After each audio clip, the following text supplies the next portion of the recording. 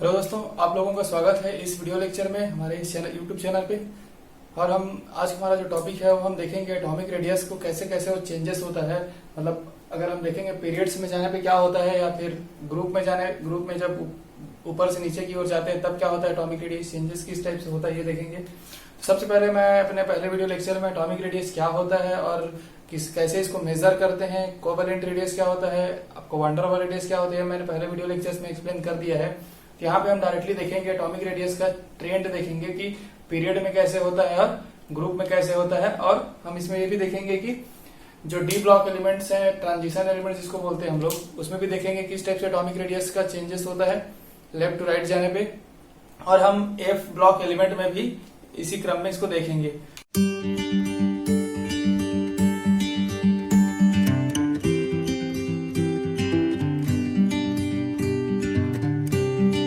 सबसे पहले हम लोग स्टार्ट करते हैं एटॉमिक रेडियस का, जिसमें हम लोग देखेंगे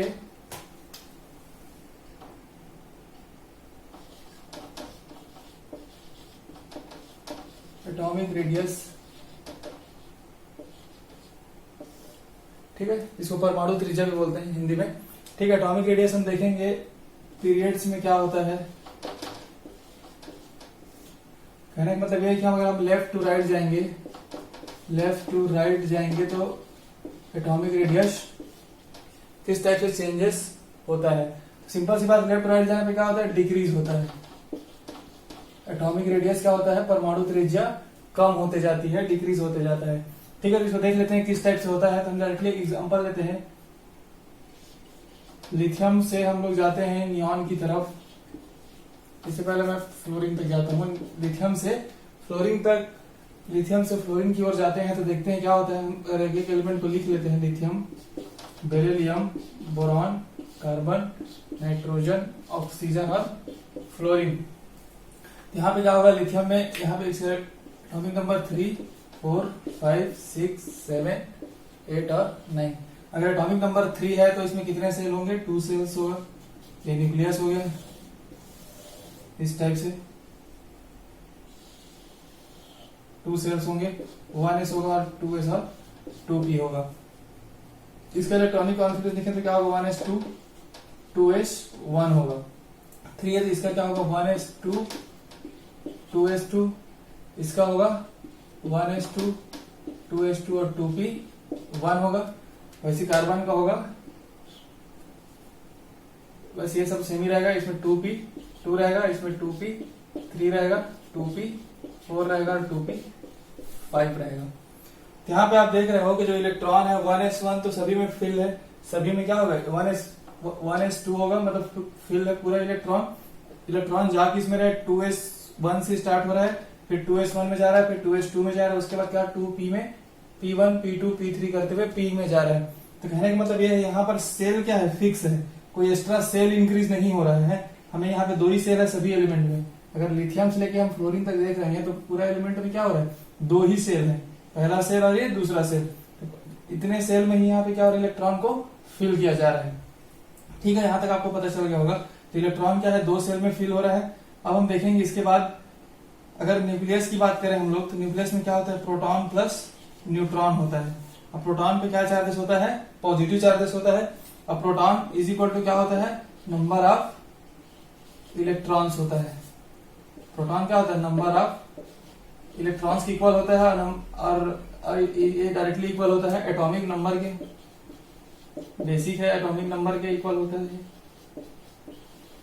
तो सिंपल सी बात है, जैसे जैसे इलेक्ट्रॉनिक नंबर क्या होगा, एटॉमिक नंबर जैसे जैसे इंक्रीज होते जाएगा, नंबर ऑफ प्रोटॉन्स भी क्या होगा, इंक्रीज होगा। नंबर ऑफ प्रोटॉन्स अगर इंक्रीज हो रहा है, मतलब यहाँ पे न्यूक्लियस पे नंबर ऑफ प्रोटॉन्स इंक्रीज हो रहा है, मतलब पॉजिटिव चार्जेस क्या हो रहा है, न्यूक्लियस पे इंक्रीज होते जा रहे हैं। तो यहाँ पे लेफ्ट टू राइट जाने पे क्या हो रहा है, एक ये जानेंगे कि क्या हो रहा है, पॉजिटिव चार्ज न्यूक्लियस में क्या हो रहा है, इंक्रीज हो रहा है। न्यूक्लियस में पॉजिटिव चार्जेस क्या हो रहा है, इंक्रीज होते जा रहा है। तो सिंपल सी बात, अगर पॉजिटिव चार्जेस इंक्रीज होते जा रहा है तो क्या होगा, इसका पावर, न्यूक्लियस का पावर बढ़ रहा है, मतलब अट्रैक्शन पावर बढ़ रहा है। किसको अट्रैक्ट करेगा, वो जो वैलेंस सेल या फिर बाहरी कोष जिसको बोलते हैं, वैलेंस सेल में जो इलेक्ट्रॉन है उसको अपनी ओर क्या करेगा, अट्रैक्ट करेगा या फिर आकर्षण करेगा, है ना। आकर्षण के थ्रू क्या करेगा, इसको अपनी ओर खींचना चाहेगा। तो यहाँ पे सिंपल सा कॉन्सेप्ट है कि क्योंकि सेल तो दो ही सेल में पूरे इलेक्ट्रॉन को फिल किया जा रहा है इलेक्ट्रॉन को, बट जैसे जैसे एटॉमिक नंबर बढ़ रहा है तो डायरेक्टली प्रोटॉन का नंबर बढ़ रहा है। प्रोटॉन का नंबर बढ़ने से क्या हो रहा है, पॉजिटिव चार्जेस बढ़ते जा रहे हैं। पॉजिटिव चार्जेस बढ़ रहा है मतलब न्यूक्लियस का पावर बढ़ रहा है। न्यूक्लियस का पावर बढ़ेगा मतलब इलेक्ट्रॉन को क्या करेगा, वो थोड़ा ज्यादा पावर से अट्रैक्ट करेगा। इससे क्या होगा, इलेक्ट्रॉनिक कॉन्फ्लिक्ट थोड़ा क्या होगा, साइज थोड़ा छोटा होते चला जाएगा। सिंपल से यहाँ तक समझ में आ गया होगा। तो यहाँ पे क्या हो रहा है, न्यूक्लियस का पावर बढ़ रहा है। इसी को हम लोग बोलते हैं नाभिकीय आवेश बोल सकते हैं, न्यूक्लियर चार्ज, है ना। न्यूक्लियर चार्ज बोलते हैं इसी को, जो प्रोटॉन का नंबर बढ़ने से जो पॉजिटिव चार्जेस बढ़ता है उसी को न्यूक्लियर चार्जेस क्या हो रहा है, इंक्रीज होते जा रहा है। ठीक है, इससे क्या होगा, न्यूक्लियर चार्जेस न्यूक्लियर चार्जेस जो बोलते हैं नाभिकीय आवेश बोलते हैं जिसको, अगर वो बढ़ रहा है, इंक्रीज हो रहा है, तो नाभिक और जो वैलेंस में जो इलेक्ट्रॉन है, मतलब इस वाले सेल में जो इलेक्ट्रॉन है, जैसे कि यहाँ पे देख रहे हैं, तो उसमें क्या होगा, अट्रैक्शन ज्यादा होगा, और अट्रैक्शन ज्यादा होगा तो साइज क्या होते जाएगा, छोटा होते जाएगा। यहाँ तक देख लिया हम लोग, तो समझ गए। अब बेरिलियम में क्या 2 इलेक्ट्रॉन है, बस इसमें क्या हो रहा है, सब में प्रोटॉन का नंबर क्या हो रहा है, बढ़ते जा रहा है। प्रोटॉन का नंबर बढ़ते जा रहे हैं तो अट्रैक्शन क्या होते जाएगा, इंक्रीज होते जाएगा। इंक्रीज होते जाएगा तो क्या होगा, यहाँ पे याद रखना आपको, हम यहाँ पे जो बात कर रहे हैं वो है कोवैलेंट रेडियाई के बारे में। ठीक है, कोवैलेंट रेडियाई, क्योंकि ये सब एलिमेंट है ना। कोवैलेंट रेडियाई मतलब कोवैलेंट बॉन्ड पे जब बॉन्ड बना रहता है, इस केस में देख रहे हैं हम लोग, कोवैलेंट रेडियाई पे क्या होगा, वो उनका रेडियस क्या होते जाएगा, डिक्रीज होते जाएगा। यहां तक आपको समझ में आ गया होगा, क्योंकि सेल सेम है, न्यूक्लियस पे चार्ज इंक्रीज हो रहा है। न्यूक्लियस पे क्या हो रहा है, चार्ज इंक्रीज होते जा रहा है। अगर चार्ज इंक्रीज हो रहा है मतलब न्यूक्लियस का पावर बढ़ रहा है। तो जैसे हम लेफ्ट टू राइट जा रहे हैं, लिथियम से लेकर फ्लोरीन तक, तो यहाँ पे प्रोटॉन का नंबर देख रहे हो आप लोग, बढ़ रहा है। अगर प्रोटॉन का नंबर बढ़ रहा है तो क्या होगा, वो न्यूक्लियस का पावर बढ़ेगा, और न्यूक्लियस का पावर बढ़ा मतलब अट्रैक्शन पावर बढ़ेगा। अट्रैक्शन है मतलब वैलेंस जो इलेक्ट्रॉन उसको अपनी ओर अट्रैक्ट ज्यादा पावर से करेगा, ज्यादा एनर्जी से, ज्यादा ताकत से करेगा। तो इससे क्या होगा, साइज उसका थोड़ा छोटा होते जाएगा। तो यहाँ पे क्या हो गया, पीरियड्स हम देख रहे हैं, लेफ्ट टू राइट जाने पे साइज क्या हो रहा है, डिक्रीज होते जाता है। बट अब याद रखेंगे, फ्लोरीन के बाद नियॉन का, है ना, तो ऐसा होना चाहिए था, लिथियम से ज्यादा नियॉन का भी क्या होना चाहिए था, छोटा होना चाहिए था, बट ऐसा नहीं होता है। नियॉन में क्या होता है, नियॉन कोई बॉन्ड नहीं बनाता है, वो क्या है, एक नोबेल गैस है, नोबेल गैस एलिमेंट है, नोबेल गैस एलिमेंट बोलते हैं इसको। ये कोई बॉन्ड नहीं बनाता, इसमें वंडरवाल रेडियस होता है। ये क्या बनाता है, ओनली वंडरवाल रेडियस। जैसे मैंने पहले वीडियो लेक्चर में बताया है कि कोवैलेंट रेडियस क्या होता है, वंडरवाल रेडियस का, उसको आप देख सकते हो। तो ये सिर्फ बनाता है वंडरवाल रेडियस, जो क्या होता है, सिंपल एक अट्रैक्शन होता है। तो इससे प्रूव हो जाता है कि हम प्रीवियस अपने जो वीडियो लेक्चर उसमें भी मैंने क्लियर कर दिया कि वंडरवाल जो रेडियस होता है वो ग्रेटर देन होता है कोवैलेंट रेडियस से। यहाँ पर ये प्रूफ है ना, वंडरवाल रेडियस क्या होता है, कोवैलेंट रेडियस से ज्यादा होता है। वंडरवाल रेडियस ज्यादा होता है कोवैलेंट रेडियस से, तो इसलिए क्या होता है, जितने भी एलिमेंट है, लिथियम से लेकर फ्लोरीन तक जितने भी एलिमेंट है, इनका साइज इस नियॉन के साइज से क्या होगा, छोटा होगा। मतलब नियॉन का साइज क्या हो जाता है, सबसे ज्यादा हो जाता है, मतलब सबसे बड़ा हो जाता है। तो यहाँ पर थोड़ा याद रखेंगे, लिथियम से लेकर फ्लोरीन तक साइज क्या हो रहा है, डिक्रीज हो रहा है, बट नियॉन का साइज सबसे बड़ा होता है। यहाँ तक आपको डायरेक्टली समझ में आ गया होगा। इसको हम लोग थोड़ा शॉर्ट फॉर्म में लिख लेते हैं, सबको मिटा देते हैं। इसके बाद हम देखेंगे ग्रुप में क्या होता है। यहाँ पर सबसे पहले लिख लिया, पीरियड्स में लेफ्ट टू राइट जाने पे साइज क्या होता है, एटॉमिक रेडियस डिक्रीज होता है।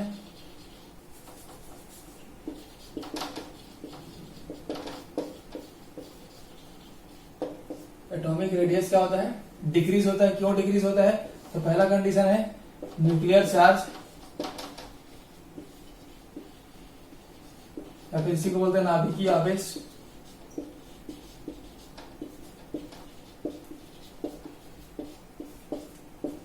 नाभिकीय आवेश क्या होता है, इंक्रीज होता है। और नाभिकीय आवेश इंक्रीज होने से क्या होगा, जो अट्रैक्शन फोर्स है, अट्रैक्शन है किसके बीच, nucleus and valence shell electron बोलेंगे यहाँ पे, क्योंकि हम लोग एटॉमिक रेडियस के डेफिनेशन में देखे थे कि जो एटॉमिक रेडियस होता क्या है, न्यूक्लियस का सेंटर और जो वैलेंस सेल इलेक्ट्रॉन के बीच के डिस्टेंस को बोलते हैं ना। तो न्यूक्लियस एंड वैलेंस सेल के जो वैलेंस सेल में जो इलेक्ट्रॉन है उनके बीच का अट्रैक्शन क्या होगा, इंक्रीज होगा। अट्रैक्शन इंक्रीज होगा तो साइज क्या होगा, कम होते जाएगा। तो ठीक है, तो यहाँ पर के डायरेक्टली क्या लिखेंगे, लिथियम से लेके अगर हम देख रहे हैं फ्लोरीन तक तो साइज क्या हो रहा है, डिक्रीज हो रहा है साइज। बट नियॉन का साइज क्या होता है, हाईएस्ट होता है। नियॉन का साइज तो सबसे हाई है। ठीक है, यहाँ तक आपको डायरेक्टली समझ में आ गया होगा। ये हमारा बेसिक था पीरियड्स के लिए। अब हम देखते हैं ग्रुप में क्या होता है।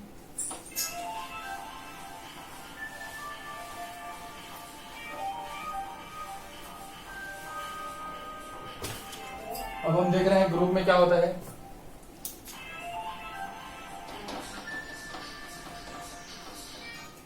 तो ग्रुप में हमें देखने के लिए हम क्या देखते हैं, टॉप टू बॉटम की ओर देखते हैं। अगर ऊपर से हम नीचे की ओर आएंगे तो क्या डिफरेंस इसमें आता है। ठीक है, कैसे एटॉमिक रेडियस चेंजेस होता है, इंक्रीज होता है या फिर डिक्रीज होता है, बस यही जानना है, इंक्रीज होता है या फिर डिक्रीज होता है। तो हमें पता है ग्रुप में अगर हम टॉप टू अगर बॉटम जाते हैं, है ना, तो क्या होता है, साइज इंक्रीज होता है। समझते हैं कैसे होता है ये। इसके लिए सबसे पहले हम लोग सिंपल एक ग्रुप ले लेते हैं एस ब्लॉक का, है ना। एस ब्लॉक का पहला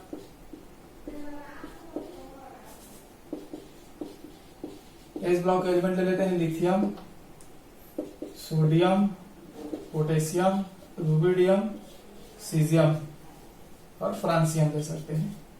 इनका अगर हम इलेक्ट्रॉनिक कॉन्फ़िगरेशन देखें तो इसमें क्या होता है, 1s2 होता है और 2s1 होता है। वैसे इसमें क्या होता है, 3s1 होता है, उसके बाद इसमें 4s1 होता है, इसमें 5s1, 6s1 और 7s1 होता है। मतलब लास्ट इलेक्ट्रॉन कॉन्फ़िगरेशन लिखा हूं, बाकी तो आप लोग को मैं अपने वीडियो लेक्चर में इलेक्ट्रॉनिक कॉन्फ़िगरेशन वाले बता चुका हूं कैसे इलेक्ट्रॉनिक कॉन्फ़िगरेशन इसका हम लोग कैलकुलेट करते हैं फिर निकालते हैं। ठीक है, तो यहाँ पे देखो, यहाँ पे कितने सेल है, मैक्सिमम 2 सेल है यहाँ पे दिख रहा है आपको। तो यहाँ पे अगर बना देते हैं यार, ये 2 सेल हो गया। इसके बाद इसमें कितने 3 सेल है, इसमें ये 3 सेल कर दिए। इसमें कितने हैं, 4 सेल है, 3 और 4। तो ऐसे इसमें कितने हैं, 5, 6, 7। मतलब सेल नंबर ऑफ सेल क्या होते जा रहा है, इंक्रीज होते जा रहा है। नंबर ऑफ सेल क्या हो रहा है, इंक्रीज हो रहा है। तो आपको सिंपली से दिख भी रहा है कि नंबर ऑफ सेल अगर इंक्रीज हो रहा है तो साइज भी क्या हो रहा है, इंक्रीज होते जा रहा है। साइज भी क्या हो रहा है, इंक्रीज होते जा रहा है। तो इससे डायरेक्टली ग्रुप में क्या होता है, टॉप टू बॉटम जाने पे साइज इंक्रीज होता है। डायरेक्टली अगर इसका देखते हैं एक एक करके, है ना, lithium, sodium, potassium, rubidium, caesium और फ्रांसियम का, इसमें क्या हो रहा है, सेल क्या होते जा रहा है, इंक्रीज होते जा रहा है। बट इसका हम देखेंगे तो एटॉमिक नंबर भी क्या हो रहा है, इनका इंक्रीज होते जा रहा है। एटॉमिक नंबर भी इंक्रीज होते जा रहा है। तो डायरेक्टली अगर देखेंगे तो एटॉमिक नंबर इंक्रीज होने से क्या होता है, प्रोटॉन का नंबर इंक्रीज होता है। जैसे हम लोग पीरियड वाले केस में देखें तो अगर प्रोटॉन का नंबर अगर इंक्रीज हो रहा है, इसका मीनिंग है कि अट्रैक्शन भी इंक्रीज होगा। बट अट्रैक्शन तो इसमें भी अट्रैक्शन इंक्रीज होते जाता है, क्योंकि नंबर ऑफ प्रोटॉन्स क्या होता है, नंबर ऑफ प्रोटॉन्स इंक्रीज होता है। बट यहाँ पे क्या होता है, यहाँ से न्यूक्लियस से ये यहाँ वैलेंस इलेक्ट्रॉन है, अगर 4th सेल में देख रहे हैं तो डिस्टेंस क्या होता है, बहुत ज्यादा हो जाता है। वैलेंस इलेक्ट्रॉन और न्यूक्लियस का जो डिस्टेंस है वो बहुत ज्यादा हो जाता है। जैसे जैसे हम लोग ग्रुप में नीचे की ओर जाते हैं तो अट्रैक्शन क्या हो जाता है, डिस्टेंस बहुत ज्यादा होने की वजह से अट्रैक्शन क्या हो जाता है, बहुत कम हो जाता है। तो ग्रुप में जाने पे अगर वैलेंस इलेक्ट्रॉन पे देखेंगे अट्रैक्शन न्यूक्लियस का, तो क्या होगा, वो कम होते जाएगा। वैलेंस इलेक्ट्रॉन मीन्स बाहरी इलेक्ट्रॉन, जो बाहरी कोष के जो इलेक्ट्रॉन, उस पर अट्रैक्शन अगर न्यूक्लियस पे देखेंगे, अगर ग्रुप में हम लोग नीचे की ओर जाते हैं तो अट्रैक्शन क्या होता जाता है, कम होते जाता है, क्योंकि न्यूक्लियस और बाहरी कोष के जो डिस्टेंस है वो इंक्रीज होते जाता है। अब इंक्रीज क्यों होता है, क्योंकि नंबर ऑफ सेल इंक्रीज होते जाते हैं। इसे देख रहे हैं यहाँ पे 3, 4, 5 के सेल क्या हो रहा है, इंक्रीज होते जा रहे हैं। तो यहाँ पे डायरेक्टली आप ज्यादा इसमें कुछ करना नहीं है, आपको याद रखना है इसमें। अगर इसको हम लोग लिख दे तो आपको क्या याद रखना है, ग्रुप में नंबर ऑफ सेल क्या होता है, इंक्रीज होता है। नंबर ऑफ सेल इंक्रीज होगा तो अट्रैक्शन क्या होगा, डिक्रीज होगा। अट्रैक्शन डिक्रीज होगा, फिर नंबर ऑफ सेल इंक्रीज होगा। दोनों के रीजन की वजह से क्या जाता है, एटॉमिक रेडियस इंक्रीज हो जाता है। तो डायरेक्टली है ग्रुप में, अगर हम डाउन टॉप टू बॉटम जाए, ग्रुप में ऊपर से नीचे की ओर जाते हैं तो क्या हो रहा है, एटॉमिक रेडियस इंक्रीज हो रहा है। जबकि पीरियड्स में हम लोग लेफ्ट टू राइट जा रहे हैं तो एटॉमिक रेडियस क्या हो रहा है, डिक्रीज हो रहा है। दोनों का रीजन मैंने बता दिया है। ठीक है, अब हम देखते हैं डी ब्लॉक में क्या होता है। डी ब्लॉक के एलिमेंट अगर देखिए, ये तो हमारे एस और पी ब्लॉक के लिए हो गया। ठीक है, डी ब्लॉक में हम लोग देख लेते हैं थर्ड पॉइंट। डी ब्लॉक में पीरियड के केस में देख लेते हैं। डी ब्लॉक में पीरियड के केस में देखते हैं तो क्या होता है, साइज जो होता है इसका जो डिक्रीज होता है, बट जैसा डिक्रीज होना चाहिए उतना डिक्रीज नहीं होता है। कहने का मतलब है कि जैसा हम लोग अभी लिथियम वाले केस में देखें, जो फॉर्म में डिक्रीज हो रहा था, डायरेक्शन बढ़ रहा था, उस केस वैसा डी ब्लॉक में हमें नहीं दिखता है। इसमें क्या होता है, बहुत कम चेंजेस होता है। मतलब इसमें थोड़ा जैसा जितना डिक्रीज होना चाहिए था उतना डिक्रीज नहीं होके कम चेंज होता है। अब रीजन क्या है हम देख लेते हैं।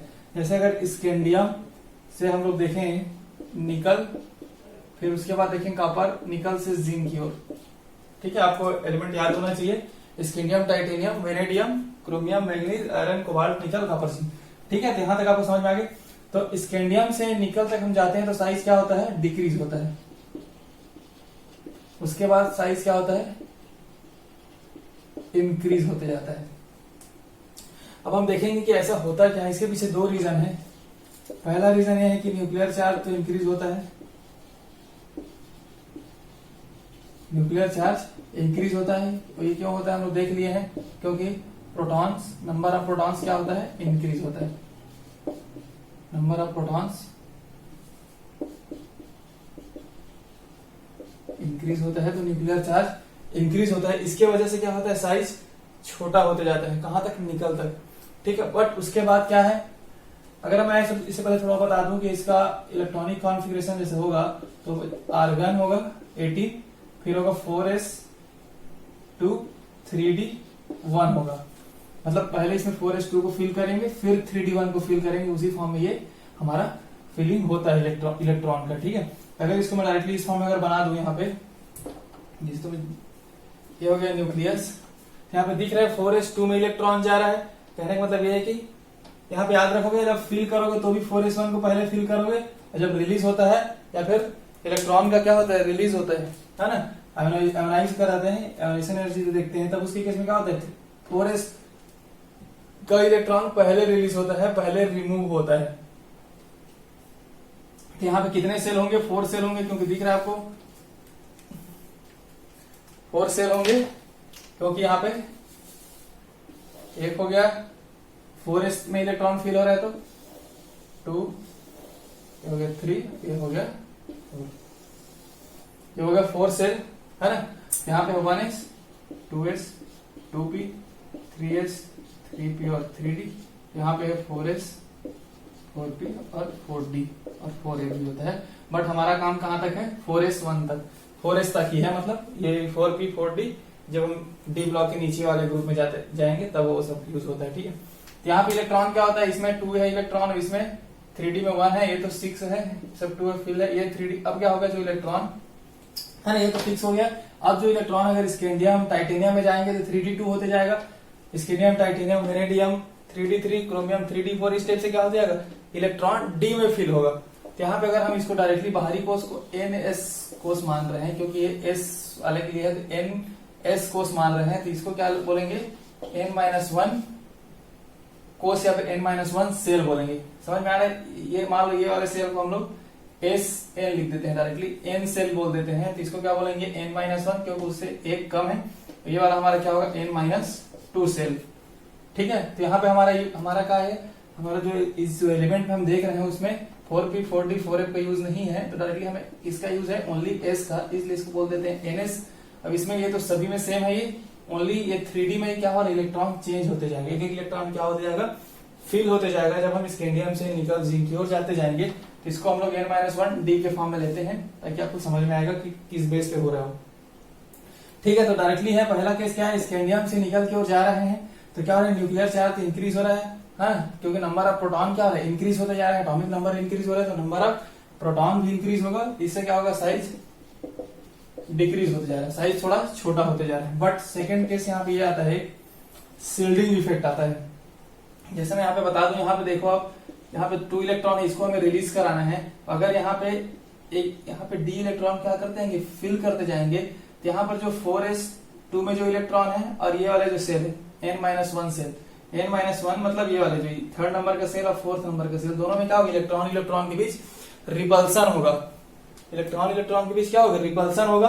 तो साइज क्या होगा, थोड़ा ये बड़ा होना चाहेगा, क्योंकि अभी क्या इलेक्ट्रॉन इसमें मान लो इस केस में देखते हैं, स्केंडियम के केस में तो 4s 3s2 3p6 3d1 है, 6 8 और 9 इलेक्ट्रॉन है। बट जैसे जैसे इंक्रीज होते जाएंगे, डी में इलेक्ट्रॉन फिल होते जाएगा, तो इस वाले सेल का जो n-1 सेल है उसमें क्या हो रहा है, इलेक्ट्रॉन इंक्रीज होते जा रहा है। अगर इलेक्ट्रॉन इंक्रीज हो रहा है तो ये वाले जो 4th सेल में जो इलेक्ट्रॉन है और 3rd सेल में जो इलेक्ट्रॉन, इन दोनों के बीच क्या होगा, रिपल्सन होगा, प्रतिकर्षण होगा। इससे साइज क्या होगा, थोड़ा बड़ा हो जाएगा। ठीक है, तो साइज बड़ा हो जाएगा, या फिर ऐसे ही बोल सकते हैं कि न्यूक्लियस है ये, तो न्यूक्लियस का अट्रैक्शन हमें इसके साथ देखना है। एटॉमिक रेडियस में क्या देखते हैं हम लोग, बाहरी इलेक्ट्रॉन के साथ और न्यूक्लियस के बीच के डिस्टेंस देखते हैं। तो न्यूक्लियस के बीच में क्या हो रहा है, ये वाला इलेक्ट्रॉन बहुत सारे इलेक्ट्रॉन के बीच में शिल्डिंग का काम कर रहा है, रोकने का काम कर रहा है इसके जो न्यूक्लियस का अट्रैक्शन पावर को इस वाले इलेक्ट्रॉन के लिए, जो वैलेंस इलेक्ट्रॉन बोलते हैं, इसको बाहरी इलेक्ट्रॉन बोलते हैं। ठीक है, तो क्या होगा, जितना इसको अट्रैक्शन मिलना चाहिए था 4s वाले इलेक्ट्रॉन को न्यूक्लियस का, उतना अट्रैक्शन ये लोग क्या कर देते हैं, रोक देते हैं, उतना अट्रैक्शन इनको नहीं मिल पाता। तो अट्रैक्शन अगर कम मिलेगा तो थोड़ा क्या होगा, साइज इसका बड़ा हो जाएगा।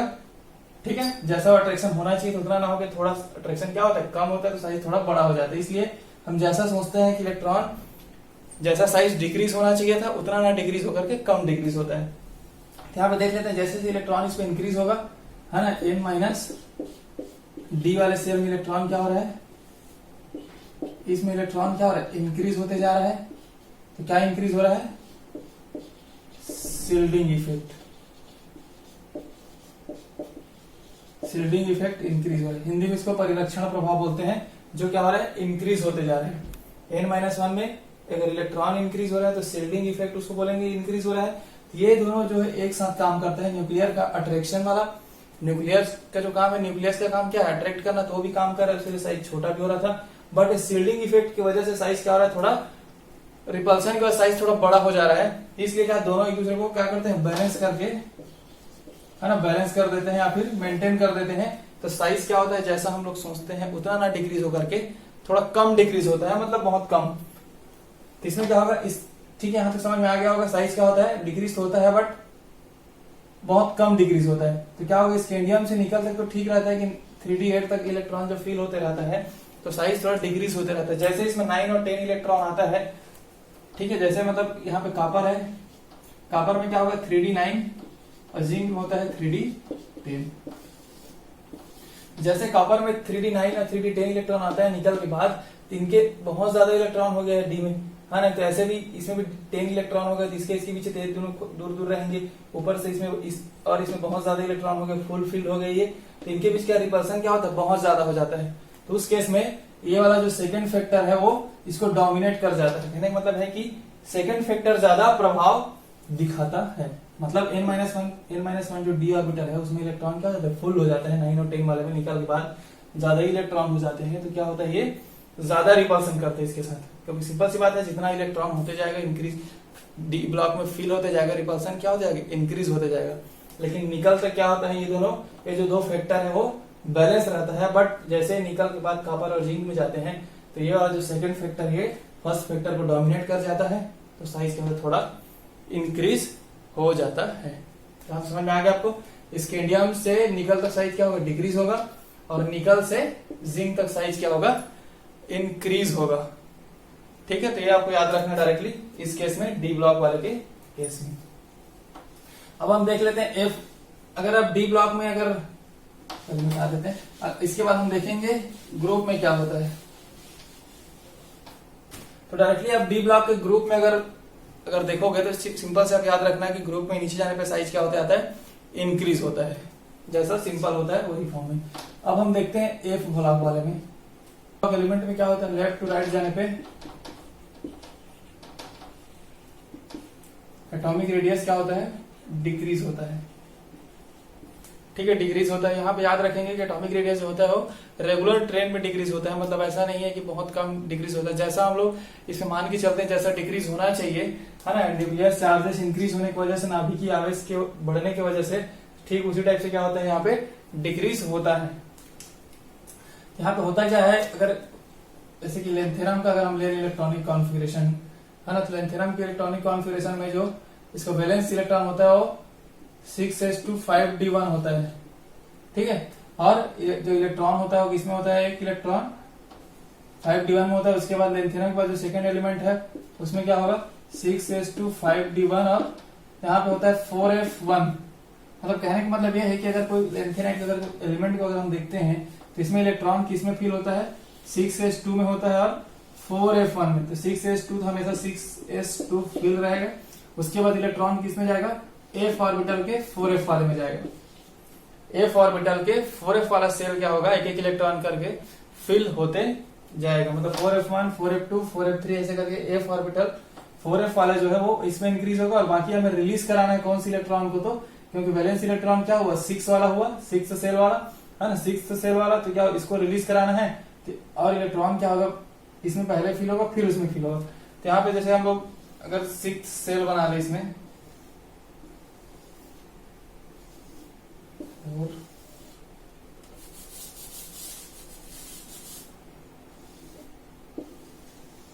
5 हो गया, अरे 1 हो गया 6, ठीक है, 6 सेल हो गया।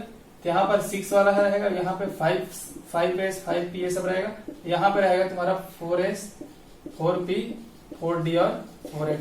तो अब देख सकते हो इलेक्ट्रॉन इसका रिलीज कराना है, क्योंकि एटॉमिक रेडियस होता क्या है, यहाँ से यहाँ तक का डिस्टेंस 6s वैलेंस इलेक्ट्रॉन से न्यूक्लियस का डिस्टेंस को क्या बोलते हैं, एटॉमिक रेडियस बोलते हैं। तो हम इसको देखना है। तो यहाँ पे जो इलेक्ट्रॉन है, मैं बोला कि f ऑर्बिटल में इलेक्ट्रॉन इतना तो फिल होने के बाद इलेक्ट्रॉन एक एक करके किसमें फिल होते जाएगा, लेफ्ट टू राइट जाते हैं तो 4f वाले ऑर्बिटल में फिल होगा। 4f में 1 से लेके 14 तक क्या होता है, एक एक करके फिल होते जाते हैं। इलेक्ट्रॉन किसमें जा रहा है, 4f में जा रहा है, ठीक है। तो कहने का मतलब ये अगर ये n s सेल होगा तो ये वाला क्या होगा n-1 होगा, तो ये क्या होगा n-2 होगा। n-2f सेल बोलते हैं 4f के लिए, ठीक है। तो यहाँ पे क्या हो रहा है, जैसे लेफ्ट टू राइट जा रहे हैं तो प्रोटॉन नंबर इंक्रीज हो रहा है, एटॉमिक नंबर इंक्रीज हो रहा है। तो अगर एटॉमिक नंबर इंक्रीज हो रहा है तो न्यूक्लियर चार्ज इंक्रीज हो रहा है, और न्यूक्लियर चार्ज इंक्रीज हो रहा है तो एटॉमिक रेडियस क्या होगी, इसका डिक्रीज होगा। बट हम डी इससे पहले डी ब्लॉक वाले में देखें तो उसमें क्या था कि ये n-1 था ना कि n-2। n-1 होने की वजह से इनके बीच बहुत इलेक्ट्रॉन क्या हो जा रहा है, पास हो जा रहा है। अगर n-1 और इसके बीच देखेंगे, इन दोनों सेल के बीच, तो इलेक्ट्रॉन का तो रिपल्सन होता, प्रतिकर्षण होता इलेक्ट्रॉन में। बट n-2 है तो इनके और थर्ड सेल और लास्ट वाला सेल, मतलब देखा जाए तो, है ना, 4th 5th 6th और 4th के बीच क्या होगा, रिपल्सन कम होगा, क्योंकि इनके बीच का डिस्टेंस क्या हो रहा है, इंक्रीज हो गया है। तो इस केस में क्या है, जो डी ब्लॉक वाले में क्या था उसके कंपैरिजन में अगर लिखें तो सबसे पहले देखते हैं इसमें 2 केस काम करेगा। क्या क्या काम करेगा, एक तो न्यूक्लियर चार्ज इंक्रीज हो रहा है ना, लेफ्ट अगर राइट जाते हैं तो न्यूक्लियर चार्ज इंक्रीज हो रहा है, तो प्रोटॉन का नंबर क्या हो रहा है, इंक्रीज हो रहा है। तो साइज क्या हो रहा है, एटॉमिक रेडियस या फिर डिक्रीज हो रहा है। सेकंड क्या, इसमें n-2 है, n-2 है इसमें, तो इसमें भी शिल्डिंग इफेक्ट होगा।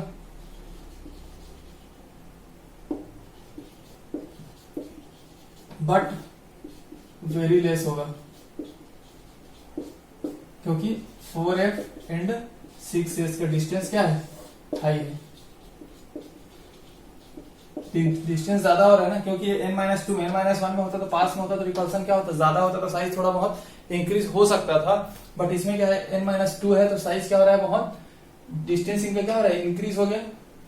4 और 6 सेल्स में इंक्रीज हो रहा है डिस्टेंस, इससे क्या हो रहा है, डिस्टेंस इनका ज्यादा है, तो इनके बीच के जो शील्डिंग इफेक्ट होगा वो क्या हो रहा है, वेरी लेस। शील्डिंग इफेक्ट का इफेक्ट नहीं पड़ पा रहा है, तो इससे डायरेक्टली यहाँ पर मेन फैक्टर ये वाला काम कर रहा है, न्यूक्लियर चार्ज इंक्रीज हो रहा है, प्रोटॉन का नंबर इंक्रीज हो रहा है, तो जो अट्रैक्शन हो रहा है इसके ए ब्लॉक में क्या होता है, लेफ्ट टू राइट जाने पे साइज डिक्रीज होते जाता है। ठीक है, तो यहाँ तक आपको समझ में आ गया होगा। तो उम्मीद करता हूँ आपको यहाँ से कॉन्सेप्ट क्लियर हो गया होगा कि क्या होता है। अगर डायरेक्टली हम लोग एसपी ब्लॉक में देखते हैं तो अगर हम एक समरी के फॉर्म में इसको देखें तो साइज क्या होता है, पहले अगर एस ब्लॉक पी ब्लॉक वाले में देखें तो पीरियड में जाने पे साइज डिक्रीज होता है। क्यों डिक्रीज होता है, क्योंकि न्यूक्लियस का चार्जेस इंक्रीज होता है, प्रोटॉन नंबर इंक्रीज होता है तो साइज अट्रैक्शन इंक्रीज होता है, जिससे साइज क्या होता है, छोटा होता जाता है, जिससे साइज डिक्रीज होता है। ग्रुप में क्या होता है, साइज इंक्रीज होता है because of number of cell is increases, है ना, नंबर ऑफ सेल क्या होता है, इंक्रीज होते जाता है। उसके बाद डी ब्लॉक में देखिए, डी ब्लॉक में क्या होता है, जैसा हम लोग सोचते हैं जैसा ट्रेंड होना चाहिए डिक्रीजेस का, वैसा ना होकर के थोड़ा क्या होता है उसमें इक्वल साइज जैसे हो जाता है ना, मतलब एकदम डिक्रीज नहीं होता है जैसा लगता है जैसा होना चाहिए। क्यों नहीं होता, क्योंकि इसमें शिल्डिंग इफेक्ट काम करता है, n-1 सेल जो डी ऑर्बिटल का है वो, ठीक है। इसकी वजह से क्या होता है, शिल्डिंग इफेक्ट का रिपल्सन होता है, रिपल्सन का थोड़ा इंक्रीज साइज हो जाता है। ए ब्लॉक में क्या होता है, ए ब्लॉक में साइज डायरेक्टली डिक्रीज होता है, इसमें शिल्डिंग इफेक्ट होता है बट बहुत कम होता है, इसलिए इसका असर नहीं पड़ पाता। डायरेक्टली जो न्यूक्लियर का जो पावर है, जो न्यूक्लियस के जो चार्जेस है वो क्या करता है, डोमिनेट कर जाता है। उस केस में क्या था, ये वाला डोमिनेट कर जा रहा था n-1 डी वाले में, लेकिन इसमें क्या होता है, न्यूक्लियस जो चार्ज है वो डोमिनेट करता है और साइज जो है रेगुलर ट्रेन में डिक्रीज होता है पीरियड में जाने पे।